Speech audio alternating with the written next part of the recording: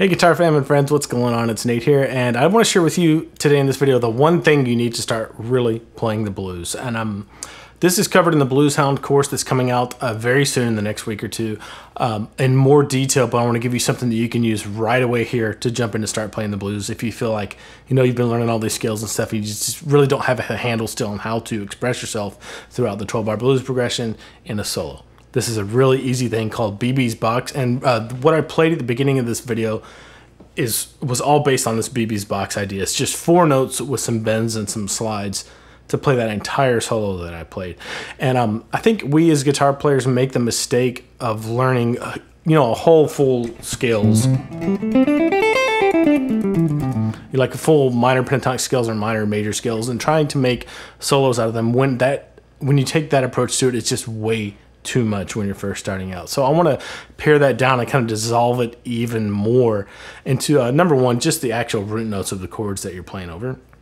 And then we're going to use BB's box. This BB's box idea is just a little tiny fragment that's very manageable to play some really awesome sounding solos. And when you can do that and you have a handle on that and you understand what's going on, it's going to be much easier to use these full minor pentatonic shapes or any other arpeggios or things like that to really express yourself with the blues. So before we get started, I just want to let you know that you can go to guitarfam.com and create a complimentary account where you'll be able to access the first module of all of our premium courses, and the Blues Hound course will be included in that, so you'll be able to go through the first module of that. We're also coming out with some monthly and annual membership options, so those will be coming soon as well. All right, really the only prerequisite, or if you even want to call it that, for getting this down is to know the standard 12-bar blues progression like the back of your hand.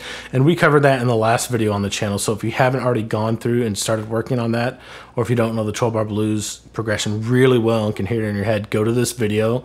I'll link to it here and really commit that to memory, because you really have to have that down for this. You also need to know a little bit of music theory, just a little bit, and we'll go over that right here. And just follow along, watch this video multiple times if you need to really get this idea down.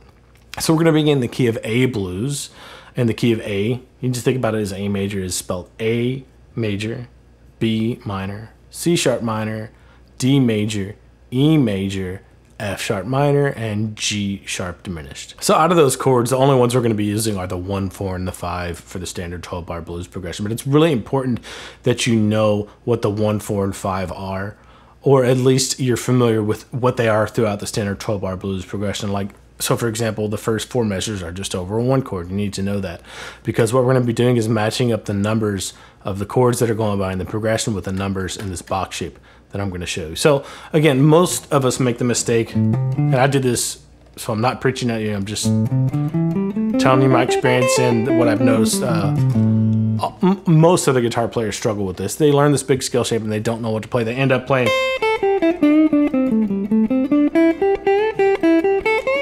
and it sounds like they're playing up and down a scale, right? And that's the point where people start to get frustrated. I don't want that to be you. So what we're going to do is just boil that shape down to where we're getting rid of the notes on the low 2 strings and then the high 2 strings as well. We're left only with the notes on the D string and the G string. And that ends up being BB's box because it's a kind of very symmetrical shape. You have this note down here on the 5th fret of the D string with your first finger, then this note on the 7th fret of the D string with your 3rd finger, right? And then same pattern on the next string over, index finger on the 5th fret of the G string, 3rd finger on the 7th fret of the G string. And that's the first thing you need to do, is just kind of mess around with this and get used to playing that if you haven't before. And force yourself to not go up to these notes or down to those notes. Please don't do that, because what we're doing is focusing on learning how to play over the chord changes by really selecting our notes at first. Okay, so here's what you have to do. This is a little bit of memorization that's required here. You have to memorize what these notes are, what scale degrees these notes are, these 4 notes out of that BB's box. This is the one. This is your reference note.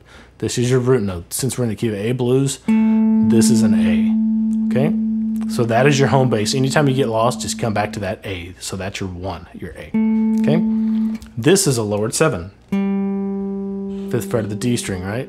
So think lowered 7, flat 7 blues note, right? That one isn't the most important note here, because we're not using a flat 7 chord or anything like that. I'll show you what I mean. So we have the 1, a flat 7, just be aware of that, and just memorize that 1, flat 7, 1, flat 7, 1. Here's a lowered 3rd right here, a flat 3rd, a lowered 3rd. The next note in the box is the lower third, okay? Root, lower third, root, flat 7, root 1, flat 3, 1. It's a really good idea to sing these too.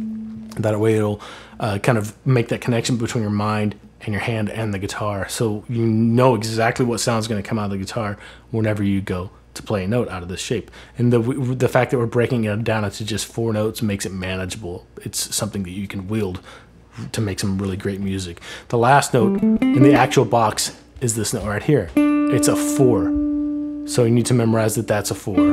So 4, flat 3, 1, flat 7, 1, flat 3, 4, and start mixing them up just to memorize where they are. 1, 4, flat 3, flat 7, 1. Okay, so that's the main thing that you need to get down first. After that, we have to add a little bit of style to this to kind of complete the picture with some bends. So if you have your lower third right here, you can bend that up. Just a little quarter step bend. And what you're doing is bending that up toward the major third instead of the lower third. And that gives you a really bluesy sound. It's great to express yourself over the 1 chord. But just realize you can bend that 3 up a little bit and it'll sound really good. Now, the important bend right here is on the 4. You can bend that 4 up a whole step and that gives you a 5, the other important chord in the 12-bar blues. So get used to bending that up, that 4 up to the 5. And it's a whole step bend, so you can just go up 2 frets and check your pitch, right? And so those are the things you need to memorize. So I'm kind of cheating here. I'm giving you 5 notes, but it's still only 4 frets. So you can play all these 4 notes. And when we start to put the bend there on the flat 3 down to the root, or on the 4 up to the 5, let it back down, you end up with all the notes that you need to cover a blues solo, which is fantastic. I'll show you what I mean by that. The first step is to put on a standard 12-bar blues progression, or just have it running in your head, or looking at the standard 12-bar blues progression on a piece of sheet music. I'd really recommend doing this with the jam track we have available for you, though. We have the PDF of the 12-bar blues with the BB's box pattern on it, and then a jam track for you that's just an A. And the first step here is to just hit the root notes over the chords as they go by. I know that's really simple and probably a little bit dry and academic, but if you can't do that, you're gonna have a hard time doing the next couple steps as it gets progressively more expressive. So what I'll do is just put on the jam track and then call out what I'm doing too. We're gonna hit the 1 or the root over the 1 chord, and we're just gonna play whole notes over each measure.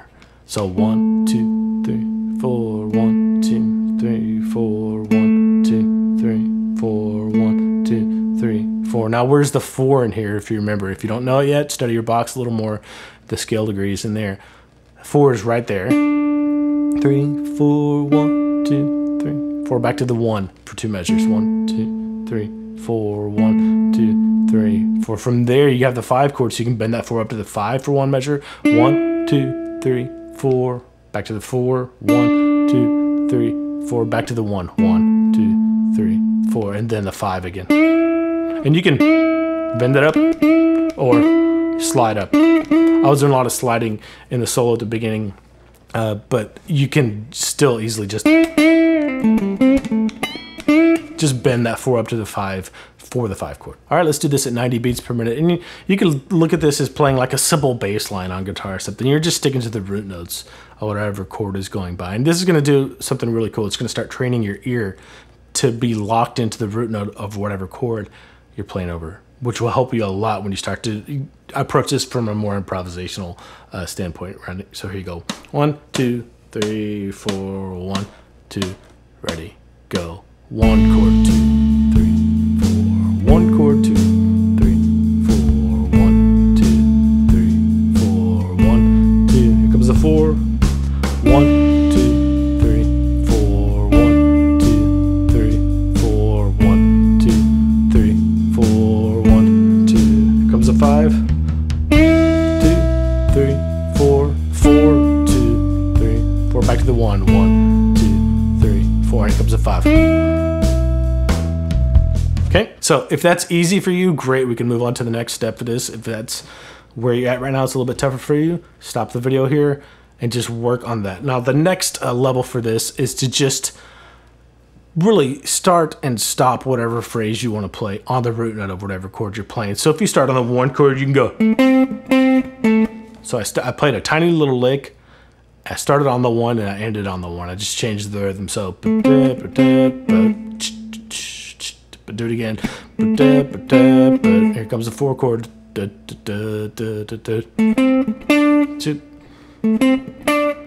See, it's kind of hard to show you without the context of the jam track. So the idea is like you have to know where the 1, the 4, and the 5 are so you can start and end your lick on that, right? So if you didn't do level 1, level 2 is going to be really hard. But if you did level 1, you can do that.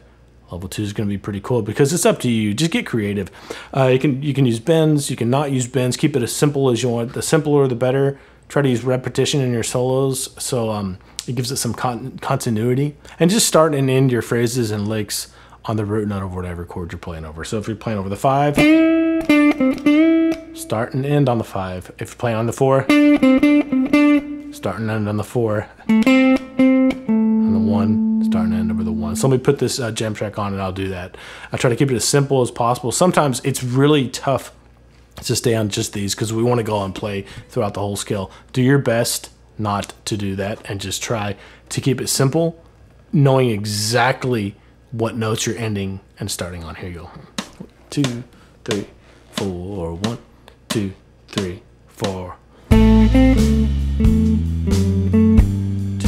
3, 4. Here comes the 4 chord.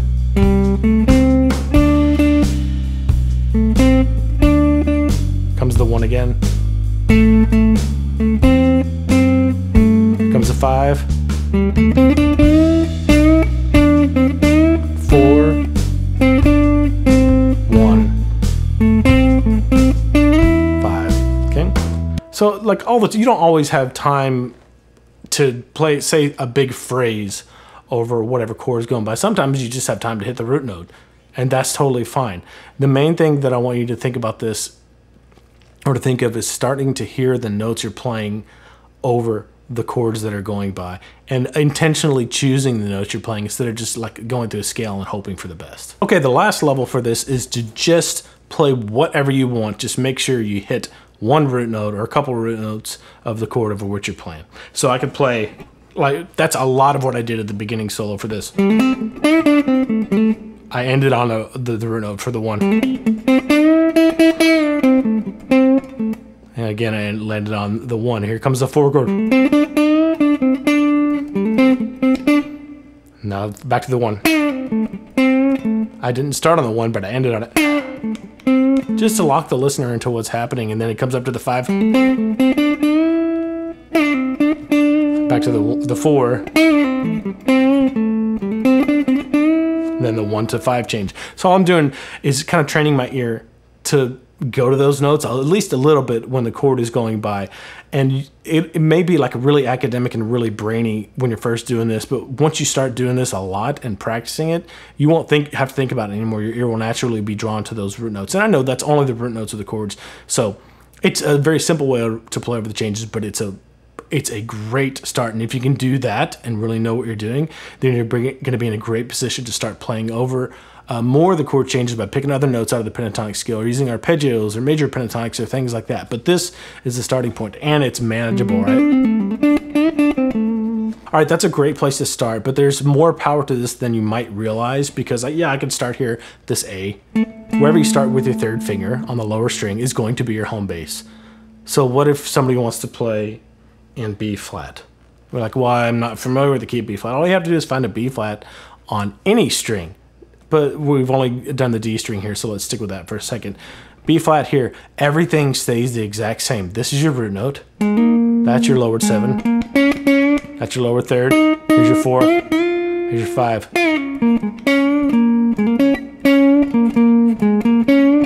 Everything stays the same. Lowered 7, root, or 1. Lower 3rd, 4, 5, 4. Lower 3rd, 1.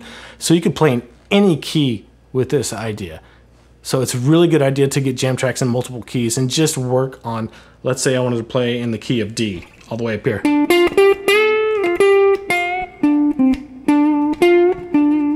You're only really limited by your creativity and you know, how badly you want to dig into this. That's what the Blues Hound is about a lot. It's like, you're the Blues Hound. You have to go hunt down what it is you want. In this case, it's the blues, so how badly do you want to know?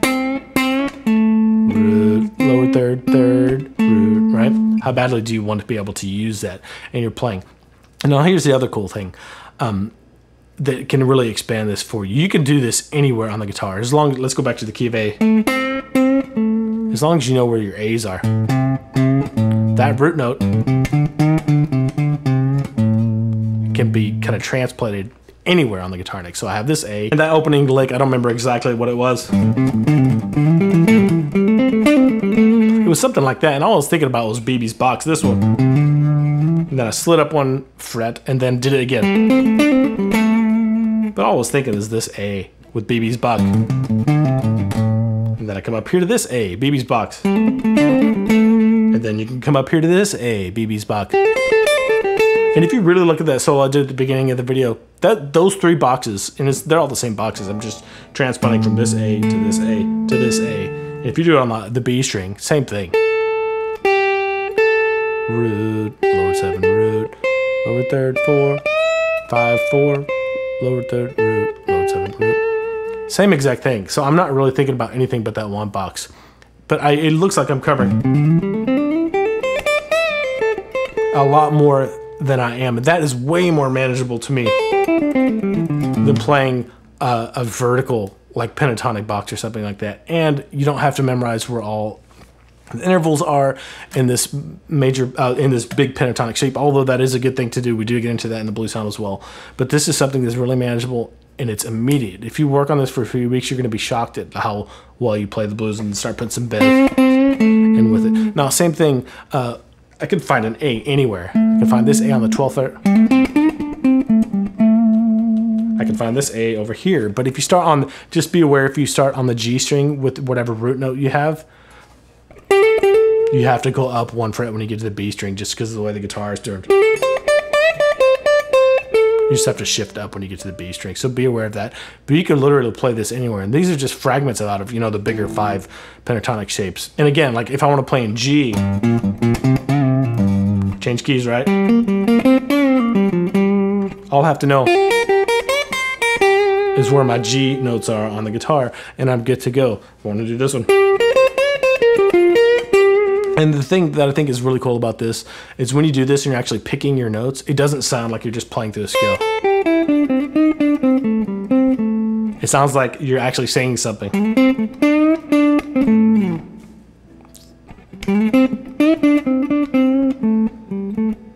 4 chord.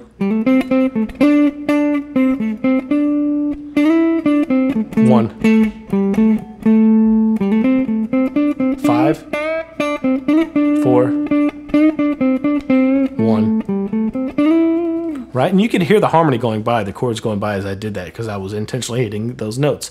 And this is the most accessible key that I think a lot of people don't lean into enough, or maybe sometimes never even learn about. And that's why you get stuck playing through the scale shape. Don't let that be you, though. Take this idea, run with it, and you're going to be shocked at how well you can play over the blues with just this one idea. And that'll prime you, if you can really understand what's going on here, to dig into some things that are a lot more, I don't want to say complicated, but deeper things in the blues that you will really enjoy learning. Okay, that is it for this lesson. This is a gold mine. I'm telling you, if you can discipline yourself to work on this for a few months, 3 months, 6 months, and really understand how to use this, you could show up to a blues gig or like a blues jam and get through the entire night with just this in any key if you really understand how this works and you've been working on applying it, past just hitting the notes and putting some style on it with bends and vibrato and slides and things like that. Now, if you have any questions at all about this concept, make sure to leave them in the comments below. I'd love to hear from you, and I'll be glad to answer your questions down there.